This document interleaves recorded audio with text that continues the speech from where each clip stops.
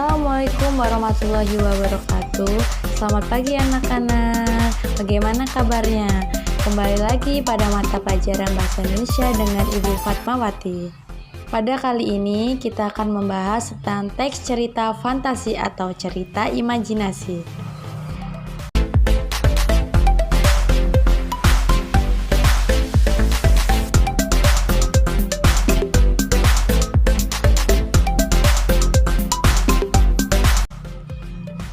Sebelumnya Ibu akan membacakan kompetensi dasar dan tujuan pembelajarannya.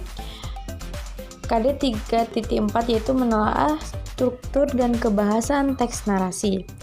Dan tujuan pembelajarannya yaitu yang pertama, siswa dapat memahami pengertian teks narasi. Yang kedua yaitu siswa dapat memahami struktur teks narasi. Yang ketiga, siswa dapat menjelaskan teks narasi. Yang keempat, siswa dapat memahami kaidah kebahasan teks narasi. Yang kelima, siswa dapat mengurutkan langkah-langkah cerita narasi. Dan yang keenam yaitu siswa dapat menjelaskan kalimat langsung dan tidak langsung. Selanjutnya yaitu materi pembelajaran. Materi pembelajaran yang akan dibahas yaitu yang pertama ada pengertian dan ciri-ciri teks narasi. Yang kedua yaitu ada struktur teks narasi. Yang ketiga yaitu ada unsur-unsur teks narasi. Yang keempat ada kaidah kebahasan teks narasi. Yang kelima yaitu langkah-langkah menulis cerita imajinasi. Dan yang terakhir yang keenam yaitu kalimat langsung dan kalimat tidak langsung. Yang pertama yaitu pengertian dan ciri-ciri teks narasi. Pengertian teks narasi. Teks narasi adalah bacaan berupa karangan yang menceritakan atau menjelaskan suatu peristiwa secara detail berdasarkan urutan waktu. Dalam teks narasi, cerita atau karangan yang dibuat bisa berupa kejadian yang benar biasanya. Teks narasi dibuat untuk menghibur pembacanya melalui cerita, baik cerita fiksi atau non-fiksi, yang benar terjadi atau bisa juga hanya berupa imajinasi. Selanjutnya yaitu ciri-ciri teks narasi. Yang pertama yaitu isi teks atau karangan berisi tentang cerita, kisah, atau peristiwa tertentu. Yang kedua yaitu dibentuk dari beberapa susunan paragraf dengan gaya bahasa naratif. Yang ketiga yaitu memiliki kronologi atau urutan cerita yang jelas. Yang keempat yaitu terdapat suatu peristiwa maupun konflik. Dan yang terakhir yaitu memiliki unsur-unsur pembentuk yang terdiri dari tema, latar, setting, dan karakter. Selanjutnya yaitu ada struktur teks narasi yang terdiri dari orientasi, komplikasi, resolusi, kode atau ending. Orientasi pada teks narasi berisi pengenalan tokoh, setting, latar tempat, latar cerita, latar waktu, dan berbagai komponen awal pengenal cerita lainnya. Selanjutnya yaitu komplikasi. Komplikasi dalam bacaan memuat problem atau pokok persoalan yang ada dalam cerita. Konflik mulai bermunculan dan jalan cerita akan dimulai pada bagian ini.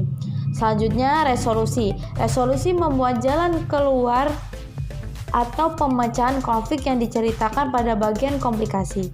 Bagian ini menceritakan kejadian yang hampir berakhir. Dan yang terakhir yaitu koda. Koda merupakan bagian dari akhir karangan atau cerita. Bagian akhir atau ending dapat berupa cerita sedih atau bahagia. Selanjutnya ada unsur-unsur teks narasi. Yang pertama yaitu ada tokoh. Yang kedua alur atau plot. Yang ketiga latar atau setting. Yang keempat yaitu judul, yang kelima sudut pandang, yang keenam gaya dan nada, yang terakhir yang ketujuh yaitu tema. Selanjutnya yaitu kaidah kebahasaan teks narasi. Teks atau paragraf narasi dominan menggunakan kata penghubung penanda urutan waktu seperti pertama-tama, lalu, kemudian, selanjutnya, akhirnya, ketika, dan sebagainya. Teks atau paragraf narasi menggunakan kata benda, kata sifat, frase atau klase sesuai dengan topik, sudut pandang, dan objek yang dinarasikan. Teks atau paragraf narasi juga mengandung kata kerja transitif atau intrasif sesuai kebutuhan.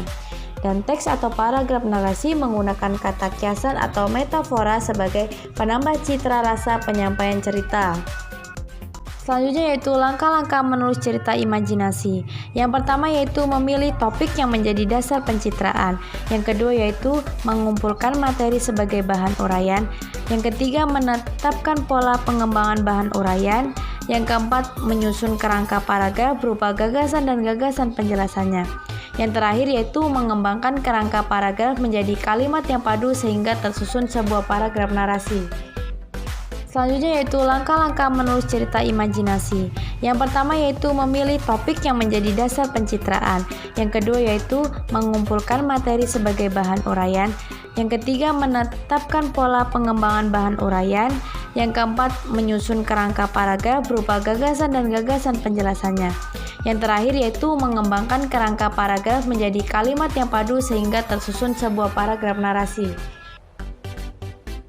Materi selanjutnya yaitu kalimat langsung dan kalimat tidak langsung.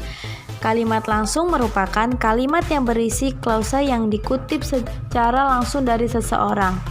Dan sebaliknya, kalimat tidak langsung merupakan kalimat yang mengambil ucapan seseorang untuk menggabungkannya dengan klausa lain sehingga membentuk kalimat yang baru. Berikut ini adalah contoh dari kalimat langsung.